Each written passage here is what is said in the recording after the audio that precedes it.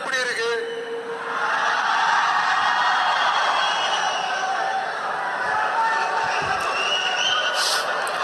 தமிழுக்கு அமுதென்று பேர், அந்த தமிழின்ப தமிழங்கள் உயிருக்கு நீர். இன்னைக்கு தமிழ்நாடு இருக்கிற சூழல்ல நாம் ஒரு புதிய வரலாற்றை படைப்பதற்கு தயாராக வேண்டிய அவசியத்தை நீங்க எல்லாருமே நல்லா புரிஞ்சு வச்சுட்டு இருப்பீங்கன்னு நான் நம்புறேன். அரசியல்னா என்னங்க? ஒவ்வொரு குடும்பமும் நல்லா வாழணும்னு நினைக்கிறது அரசியலா? இல்ல ஒரே ஒரு குடும்பம் மட்டும்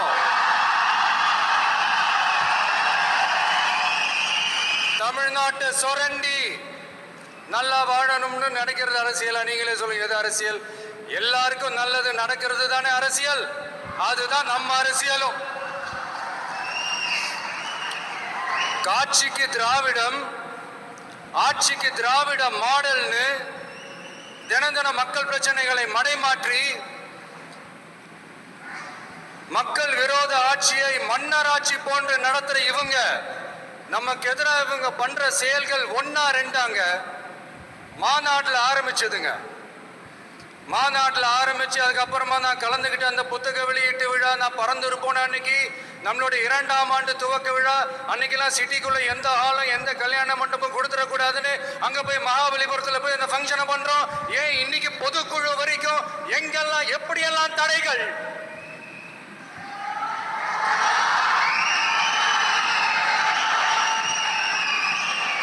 ஆனா அத்தனை தடைகளையும் தாண்டி நம்மளுடைய தோழர்கள் சந்திப்பு நிகழ்ச்சிகள், மக்கள் சந்திப்பு நிகழ்ச்சிகள் தொடர்ந்து நடந்துகிட்டு தான் இருக்கும். அது தொடர்ந்து நடக்கும்.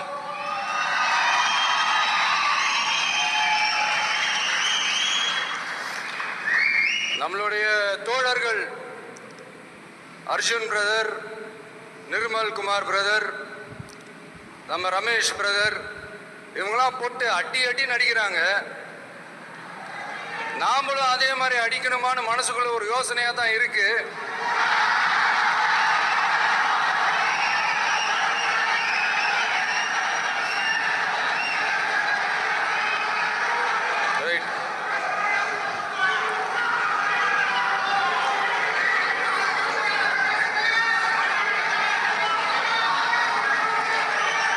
ஓகே, ரைட்டு, புரிஞ்சிச்சு.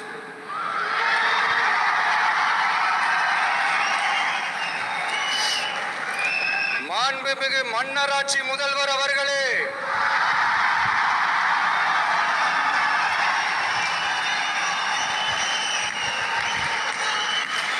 மாண்புமிகு திரு முத்துவேல் கருணாநிதி ஸ்டாலின் அவர்களே,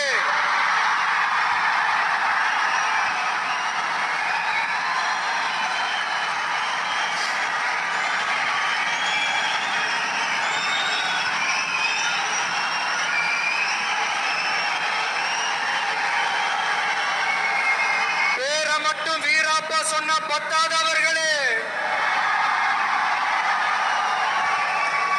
செயலையும் ஆட்சியிலையும் அதை காட்டணும் அவர்களே. ஒன்றியத்தில் பாஜக ஆட்சியை ஒரு பாசிச ஆட்சின்னு அடிக்கடி அறைகூவல் விடுத்துவிட்டு இங்க நீங்க பண்ற ஆட்சி மட்டும் என்னவா? அதுக்கு கொஞ்சம் கூட குறைவில்லாத அதே பாசிச ஆட்சி தானே. ஒரு கட்சி தலைவனா ஜனநாயக முறைப்படி என் கழக தோழர்களையும் என் நாட்டு மக்களையும் பார்க்கறதுக்கோ சந்திக்கிறதுக்கோ தடை போடுறதுக்கு நீங்க யாருங்க?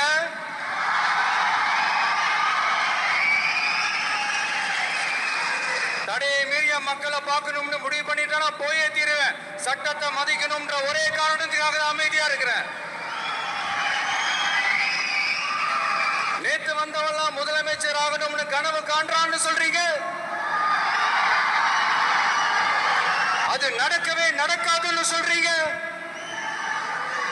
அப்படியே எந்த கட்சிக்கும் இல்லாத நெருக்கடியை தமிழக வெற்றி கழகத்துக்கு மட்டும் போட்டுக்கிட்டே இருக்கிறீங்க.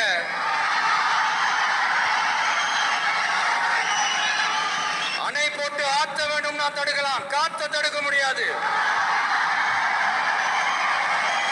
அதையும் மீறி தடுக்கணும்னு நினைச்சீங்கன்னா சாதாரணமா இருக்கிற காத்து சூறாவளியா மாறும். ஏன் சக்தி மிக்க புயலா கூட மாறும். எனது அருமை தமிழக வெற்றி கழக தோழர்களே, நான் மாநாட்டில் ஒரு விஷயத்தை ரொம்ப வலியுறுத்தி சொன்னேன். அதே தான் இங்க நான் திரும்பவும் ரிப்பீட் பண்றேன். இந்த மண் பிளவுவாத சக்திகளுக்கு எதிரான மண், சகோதரத்துவ மண், சமய நல்லிணக்கத்தை பேணும் சமூக நீதிக்கான மண். இதை நம்ம பாதுகாத்தே தீரணும். உங்க எல்லாரையும் வேண்டி வேண்டி கேட்டுக்கிறேன். தமிழ்நாட்டில இருந்து பல பகுதிகளில் இருந்து வர செய்திகள்லாம் கேட்கும் போது மன உளைச்சலையும் மன வேதனையும் தரதாகவே இருக்கு. சட்டம் ஒழுங்குன்னு ஒன்று இருக்கிறதாவே தெரியல. அதுக்கெல்லாம் இந்த கரப்ஷன் கபடதாரிகள் கவர்மெண்ட் தான் காரணம். இந்த நிலைமை மாறணும். அதுக்கு இருக்கிற ஒரே வழி, இங்க உண்மையான மக்களாட்சி மலரணும். அது வரணும்னா இவங்கள மாத்தணும்.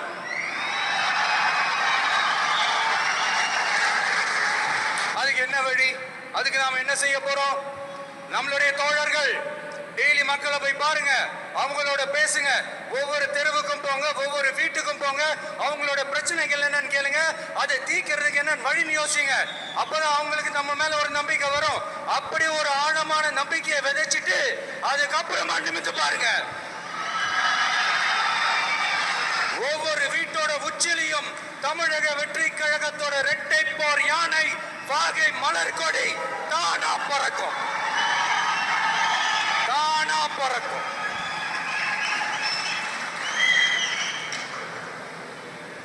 மாண்புமிகு மன்னராட்சி முதல்வர் அவர்களே, உங்க ஆட்சியை பத்தி கேள்வி கேட்டா மட்டும் ஏன் சார் உங்களுக்கு இவ்வளவு கோபம் வருது?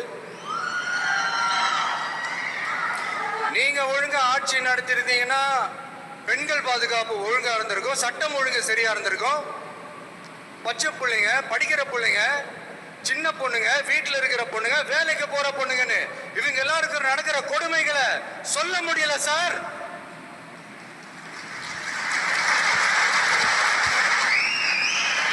இதுல வேற உங்களை அப்பான்னு வேற கூப்பிடுறாங்கன்னு சொல்றீங்க.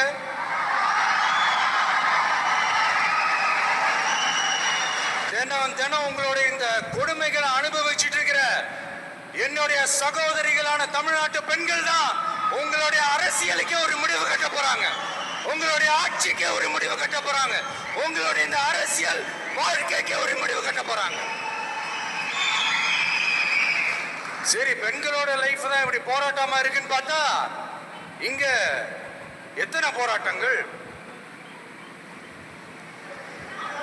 பரந்தூர் போராட்டம், அரசு ஊழியர்கள் ஆசிரியர்கள் போராட்டம், போதைப் பொருள் எதிர்ப்பு போராட்டம், வரி உயர்வு போராட்டம், மீனவர்கள் போராட்டம், போக்குவரத்து ஊழியர்கள் போராட்டம், சாதிவாரி கணக்கெடுப்பு போராட்டம், சாம்சங் தொழிலாளர்கள், டங்ஸ்டன், விவசாயிகள் போராட்டம், மின்கட்டண உயர்வு எதிர்ப்பு போராட்டம், இஸ்லாமிய அமைப்புகள், செவிலியர்கள், மருத்துவர்கள், இந்த மாதிரி போராட்டங்கள். இதெல்லாம் சும்மா சாம்பிள் தான். இது இன்னும் சொல்லிட்டே போலாம், இந்த நாள் பத்தாது. ஆனா இந்த எல்லா போராட்டங்களுக்கும் தமிழக வெற்றி கழகம் கூட நிற்கும்.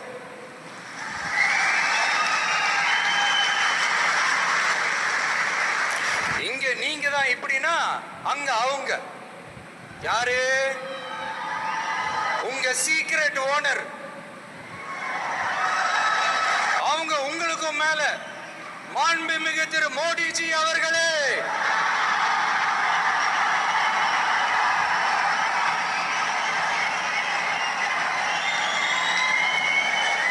என்னமோ உங்க பேரெல்லாம் சொல்றதுக்கு எங்களுக்கு ஏதோ ஒரு பெரிய பயம் மாதிரியும் அப்படி ஒரு விஷயத்த சொல்லிடுறது. பேரை சொல்லணும், பேரை சொல்லணும், பேரை சொன்ன ஒரு படத்துல சொல்லுவேனே, லியோவை பார்க்கணும், லியோவை பார்க்கணும், லியோவை பார்க்கணும்.